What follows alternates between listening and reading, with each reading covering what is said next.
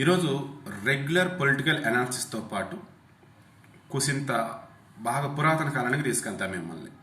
ఎందుకంటే grace, Egypt, అదేవిధంగా ఈ అరేబియా ఈ ఏరియా ఏదైతే ఉందో అక్కడ ఈ ఫినిక్స్ ఆర్ ఫోనిక్స్ ఈ పక్షి గురించి చెప్పుకుంటూ ఉంటారు. దేనికి సూచికగా? ఇక అయిపోయిందిరా వీడి పని అనుకున్నప్పుడు ఫినిక్స్ పక్షిలాగా మరలా దివ్య తేజస్తో కొత్త రకమైన ఉత్సాహంతో గెలుస్తాడు చూడు అని చెప్పే విషయంలో ఫినిక్స్ పక్షితో పోలుస్తూ ఉంటారు. ఈ ఫినిక్స్ పక్షి అసలు ఏంటి అన్నప్పుడు గ్రీస్, ఈజిప్ట్ ఏ ప్లేసెస్ చెప్పుకున్నామే, వారి యొక్క పురాతన కాలంలో ఈ పక్షి ఉండేది. ఇదేంటంటే కొన్ని వందల సంవత్సరాలు బ్రతికిద్ది. అలా అని చెప్పేసి ఎప్పుడు ఒకలాగే ఉండదు. అది ఒక కొత్త రకమైనటువంటి దివ్య తేజస్తో మరలా ఉద్భవించడానికి మొత్తం బూడిదైపోతుంది. బూడిద అయిపోయిన తర్వాత ఆ బూడిదలోంచి మరలా సరికొత్తగా ఉద్భవిస్తుంది. ఈ ఫినిక్స్ ఆర్ ఫోనిక్స్ పక్షిని సూర్యుడితో పోలుస్తూ ఉంటాడు. సూర్యుడి యొక్క అంశే ఈ పక్షి అంటూ ఉంటారు. మనం గ్రీస్, ఈజిప్ట్, అరేబియన్ ఏ కథలు తీసుకున్నా ఎక్కడికి వెళ్ళినా సరే ఈ పక్షి అన్నది లేకుండా మిగతా అసలు ఎక్కడ వాళ్ళు ఉండవు అనమాట. ఏది ఇన్స్పైరింగ్ స్టోరీస్ ఏమైనా ఉంటే అటువంటి పక్షితో ఈరోజు తెలంగాణలో టీడీపీని పోల్చాను అంటే ఆశామాషగా ఏం పోల్చలా. నేను టీడీపీ భజన చేయటంలా, ఓన్లీ కీ అబ్జర్వేషన్ అనమాట. ఎందుకంటే ఒకప్పుడు ఎన్టీ రామారావు టైంలో కూడా తెలంగాణలో టీడీపీ అద్భుతమైనటువంటి విజయం సాధించారు. చంద్రబాబు నాయుడు వచ్చిన తర్వాత అంతే అద్భుతమైన విజయాన్ని తెలంగాణలో టీడీపీ సాధించింది. ఈవెన్ ఈ రోజుకి కూడా తెలంగాణలో టీడీపీకి బలమైనటువంటి క్యాడర్ ఉంది. ఆ పార్టీలో కీలక నాయకులను తీసుకెళ్లారు, కానీ మిగతా పార్టీల వాళ్ళు క్యాడర్ను మాత్రం టర్న్ చేయలేకపోయారు. ఇప్పుడున్నటువంటి క్యాడరు కొంతమంది నాయకుల కోసమో నిల్చున్నటువంటి వాళ్ళని చూసో ఓట్లు వేస్తూ ఉన్నారు తప్ప వేరేదైతే కాదు. అది నిజం. తర్వాత ఫినిక్స్ పక్షితో ఎందుకు పోల్చాను ఏంటి అంటే, ఈరోజు తెలంగాణలో ఎంతమంది ఎమ్మెల్యేలు ఉన్నారు టీడీపీ తరఫున అంటే మొత్తం 119 నియోజకవర్గాల్లో 2 గెలిస్తే అందులో ఒక్కళ్ళే ఉన్నారు. అది ఎమ్మెల్యేలకు సంబంధించి. తెలంగాణకి గుండెకాయలంటే హైదరాబాద్ విషయానికి వచ్చినట్టయితే GHMC, greater Hyderabad municipal corporation, దీనిలో 150 డివిజన్స్లో ఐ థింక్ 106 పోటీ చేసినట్టున్నారు టీడీపీ వాళ్ళు. అందులో ఒక్కళ్ళ కూడా గెలవాలి ఇప్పుడు ఈసారి. కానీ బలమైనటువంటి ఓట్ షేర్ అనేది వాళ్ళకి వచ్చినట్టుగా మనకు లెక్కలు తెలుస్తుంది. బహుశా రేపటి ఒక క్లారిటీ వస్తుంది. మరి ఈ బలమైనటువంటి ఓట్ షేర్ ఉన్నటువంటి టీడీపీని వేరే పార్టీ వాళ్ళు ఎవరన్నా అలియన్స్ అయ్యి అంటే వాళ్ళతో గనక ఒక ఒప్పందం కుదుర్చుకొని ఉమ్మడి గనక పోటీ చేసినట్టయితే అప్పుడు ఖచ్చితంగా అవతల వాళ్ళు ఇక్కడ మేయర్ పీటని దక్కించుకునే అవకాశం ఎక్కువ కనిపిస్తూ ఉందనేది నిజం. అది ఈరోజు అర్థమైంది. సో గతంలో బీజేపీతో కలిసి వీళ్ళు 2016లో కంటెస్ట్ చేసి అప్పుడు గెలిచింది ఒకటే కేపీహెచ్బి. ఇప్పుడు ఆ పర్సన్ టీఆర్ఎస్లో కూడా వాళ్ళు గెలిచారు. కానీ నాకు కొంతమంది జర్నలిస్ట్ మిత్రులు చెప్పిన దాని ప్రకారం కావచ్చు, మిగతా కొంతమంది ఆ ఏరియా వాళ్ళు చెప్పిన దాని ప్రకారం కావచ్చు, అవుట్స్కట్స్ కావచ్చు, గతంలో టీడీపీ బలంగా ఉన్నటువంటి ప్లేసెస్ కావచ్చు, అక్కడ ఎవరైతే కంటెస్టెంట్ చేశారో ఈ జిహెచ్ఎంసీలో వారి దగ్గరికి బీజేపీ వాళ్ళు రిక్వెస్ట్ చేశారని, వాళ్ళ దగ్గరికి టీఆర్ఎస్ వాళ్ళు వెళ్ళటం కావచ్చు, లేదంటే వాళ్ళు కనిపించినప్పుడు కావచ్చు టీఆర్ఎస్ కొంచెం ప్రెజర్ పెట్టారని. దేని గురించి? ప్రచారం చేయొద్దు, ఓట్లు చేల్చవద్దు, అది ఒకటి. అండ్ మీరు వీలైతే మాకు సపోర్ట్ చేయండి అన్న వేళ కూడా అడుగున్నారని. గతంలో చంద్రబాబు నాయుడు, లోకేష్, బాలకృష్ణ వీళ్ళంతా క్యాంపెయిన్ చేశారు. అప్పుడు ఓట్లు కూడా ఆ రకంగా పడ్డాయి. బట్ అనుకున్న వేళ పడకపోయినా ఆ రకంగా పడ్డాయి. కానీ గెలవాల్సిన స్థానం గెలవలేకపోయారు. సో ఇవి ఒకటే డిసైడ్ అయ్యారు. అలా కాదు, నాయకులు వచ్చి ప్రచారాలు చేయటం వద్దు. అసలు పార్టీకి నిజమైన బలం కార్యకర్తలని చెప్తూ ఉన్నాం కదా, ఆ రకంగా కార్యకర్తలు ఈరోజు టీడీపీతో ఉన్నారా లేదో ఒకసారి మనల్ని మనం టెస్ట్ చేసుకుందాం అనుకున్నారు. అదే వేలో ఈరోజు టెస్ట్ చేసుకుంటే ఏకంగా చాలా చోట్ల కొన్ని పార్టీలు ఓడిపోవడానికి, మరి కొన్ని పార్టీలు గెలవడానికి టీడీపీయే కారణమైందనే విషయం అర్థమవుతా ఉంది. అంటే దాని అర్థం ఏంటి? టీడీపీకి స్టిల్ మంచి క్యాడర్ ఉందనే విషయం అర్థమవుతుంది కదా. మరి వీళ్ళు ఏం చేయాలి నెక్స్ట్?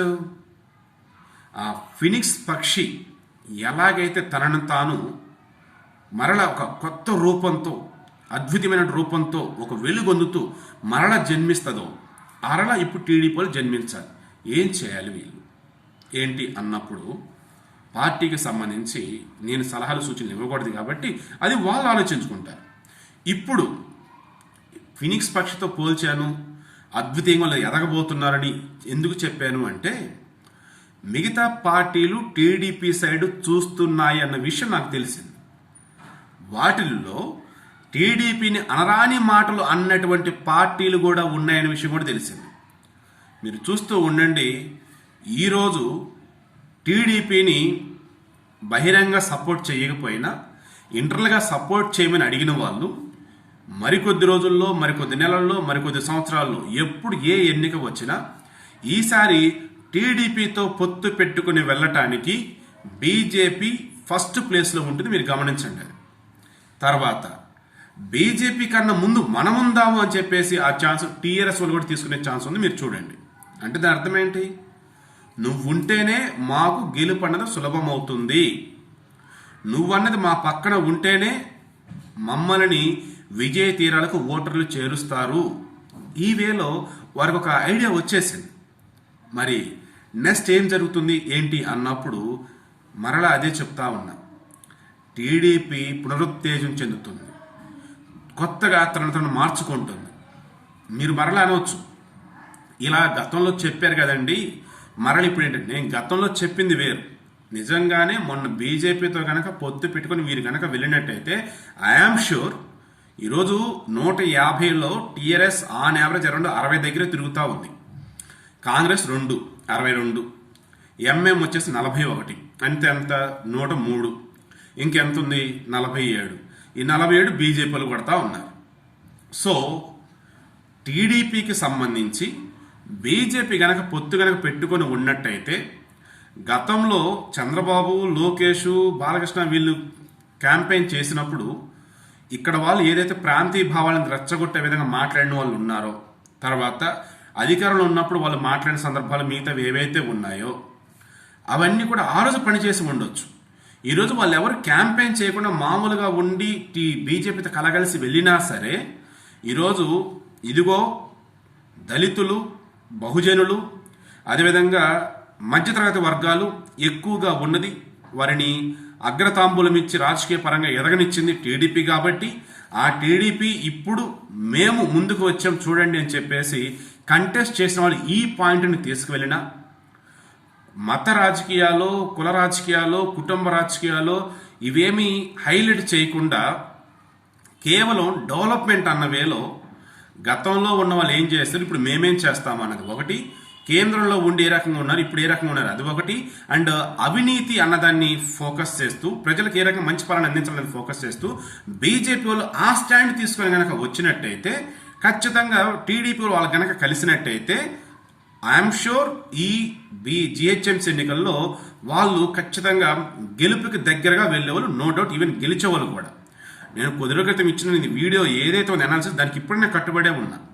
యాక్చువల్గా బీజేపీ, టీడీపీ కలగలిపి వెళ్దామని అనుకున్నారు, కానీ ఎక్కడ మరలా 2016 రిపీట్ అవుతుంది అనుకున్నారో, లేదు మన 2018లో కాంగ్రెస్తో జట్టు కట్టి మరలా ఇప్పుడు బీజేపీతో జట్టు కట్టారన్నప్పుడు ప్రతిపక్షాలకి ఎక్కడ రకంగా మిగతా పార్టీలకి ఎక్కడిది హెల్ప్ అవుతుంది అనుకున్నారో, మొత్తానికి ఎలా అయితేనేమి మన వల్ల వేరే వాళ్ళకి ఇబ్బంది రాకూడదు అని అనుకోవటమో, లేదా అసలు మన స్టామినా ఏంటో మనకు తెలియాలని అనుకోవటం, మొత్తం ఒక టీడీపీ ఒక ప్రాపర్ ప్లానింగ్ లేదో ఉండేసే వాళ్ళు ఈ రకం చేశారు. ఈవెన్ ఫినిక్స్ పక్షి కూడా మీరు చూడండి, దాని జీవిత చరమాంకంలో ఏది బూడిద అయ్యేటానికి ముందు కూడా చూడండి, తనను ఎప్పటికప్పుడు మొత్తం డిఫరెంట్ వే చేసుకుంటా వెళ్తూ ఉంటుంది. ఆ వేళ ఈరోజు నాకు టీడీపీ కనిపించింది, అందుకు ఇంత పెద్ద భారీ పదాన్ని తీసుకొచ్చి వాడాల్సి వచ్చింది అనమాట. సో టీడీపీ బూడిద అయినట్టుగానే కనిపిస్తుంది. బూడిద ఇస్ నథింగ్ బట్ మొత్తం ఆల్మోస్ట్ ఇంక ఎండ్ అయిపోయింది టీడీపీ అన్న వేళ కనిపిస్తుంది ఈరోజు. ఇప్పుడు దానిలోంచే కార్యకర్తలే నాయకులుగా పుట్టబోతూ ఉన్నారు, ఉద్భవించబోతూ ఉన్నారు. సరికొత్త రకమైనటువంటి దివ్యమైనటువంటి తేజస్సుతో టీడీపీ రాబోతుంది అని చెప్పేసి వాళ్ళ నాయకులు కొంతమంది చెప్తున్న విధానం చూస్తూ ఉంటే నిజమేనా, ఒకసారి మనం కూడా పరిశీలిద్దామని చెప్పేసి నేను పరిశీలించినప్పుడు నాకు తెలిసిన కొన్ని ఏవైతే గ్రౌండ్ రియాలిటీ ఉంటుందో అది, అండ్ ఇక్కడ గతంలో ఎలా ఉంది ఏంటన్నది అది, అండ్ ఈ మధ్య కాలంలో కొంతమంది ఇంటర్వ్యూ చేసినప్పుడు వాళ్ళు చెప్పినటువంటి కొన్ని విషయాలు ఆఫ్లైన్లో అవి అన్ని కంపారిజన్ చేసుకొని అన్నిటిని ఒక చోట తీసుకొచ్చి చూసుకుంటూ ఉన్నప్పుడు నాకు అర్థమైంది కూడా క్లియర్గా ఇదే, త్వరలో టీడీపీ ఇక్కడ మరలా తిరుగులేని శక్తిగా తెలంగాణలో ఆవిర్భవించబోతూ ఉంది. ఆ రకంగా మిగతా పార్టీల వాళ్ళే తీసుకొచ్చి టీడీపీని తమ పక్కన పెట్టుకొని వారిద్దరూ వాళ్ళు ఎదగటమో లేదంటే ఇద్దరు కలిసి ఎదగటమో అది త్వరలో జరగబోతుంది. మీరు చూస్తూ ఉండండి. అండ్ నిజంగా చెప్తున్నా, టీడీపీకి తెలంగాణలో ఇదే అసలు సిసలైన టర్నింగ్ పాయింట్. వారిని వారు ఎలా మార్చుకున్నారు, ఎలా మార్చుకోబోతున్నారు, ఎలా ముందుకెళ్ళబోతున్నారు అన్నదే ఇక్కడి నుంచి ఒక కొత్త లైఫ్ టీడీపీకి స్టార్ట్ కాబోతుంది. చూస్తూ ఉండండి.